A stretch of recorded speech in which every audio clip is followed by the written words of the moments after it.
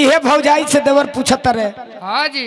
ए भौजी, ए भौजी, ए बबन भौजी कहाँ गइलू? ए भौजाई से कहले कि सुनो ए ओही में बाजे के शुरू होके ढीला करो थोड़ा सा देश ढीला करो। ये अरे बना रहा हो।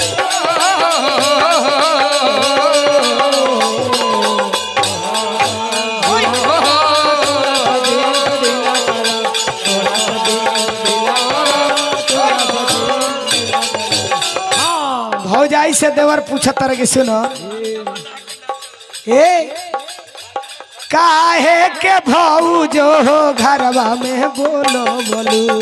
काहे के भौजो अरे काहे के भौजो हो घरवा में बोलो बोलू। काहे के भौजो ए काहे हो खातिर ना हनलू बाजार हो के बरिया काहे हो खातिर हनलू बाजार हो के बरिया काहे हो खातिर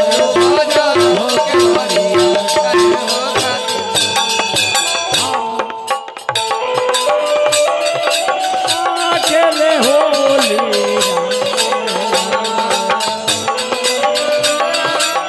ना खेले होली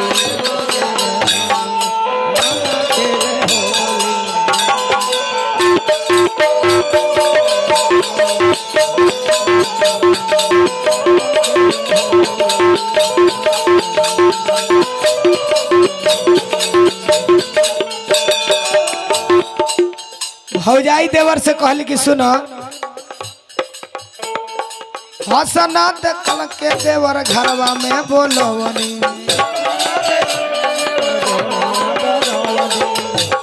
अरे हसना खेलन के देवर घरवा में बोलवनी। हसन खेलन के देवर घरवा में बोलो। ए मिले हो खातिर मिले हो खातिर हननी बाजार के बरिया मिले हो खातिर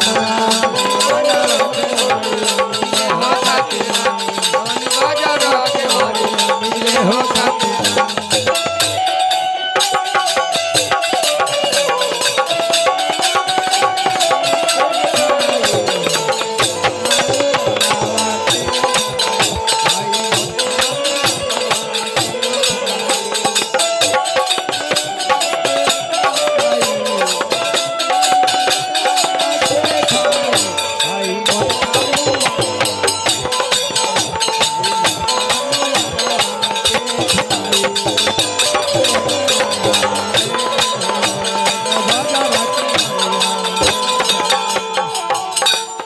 भौजाई कहली कि सुना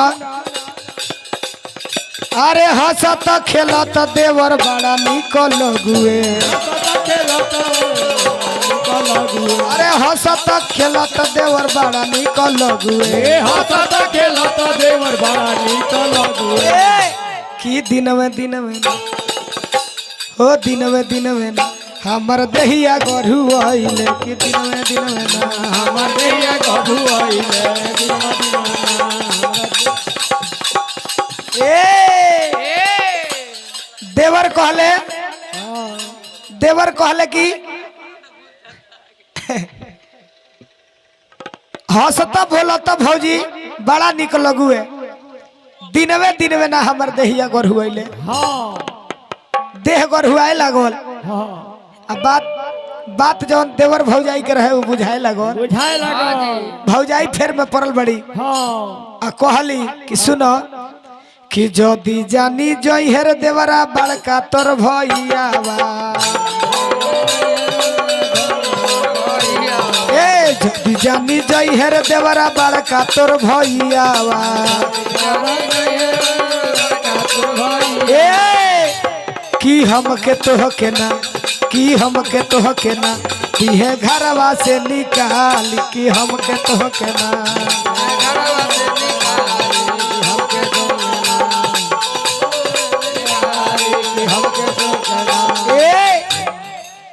भौजाई कहली कि सुनो अब घर से हमनी के निकाल दी है जहिया के पता चल जाई तो ओकर उपाय सोच ले बोलो जदि जे भौजो हो घरवा से निकली है जे भौजो हो घरवा से निकली है जदि जे भौजो हो घरवा से निकली है जदि जे भौजो हो घरवा से निकली है की तोह के लेके ना की तोह के लेके ना डाले डिहवे पर पलनिया की तोह के लेके ना तोह के लेके ना डाले डिहवे पर पलनिया की तोह के लेके ना डाले डिहवे पर पलनिया की तोह के लेके ना डाले डिहवे पर पलनिया डाले डिहवे पर पलनिया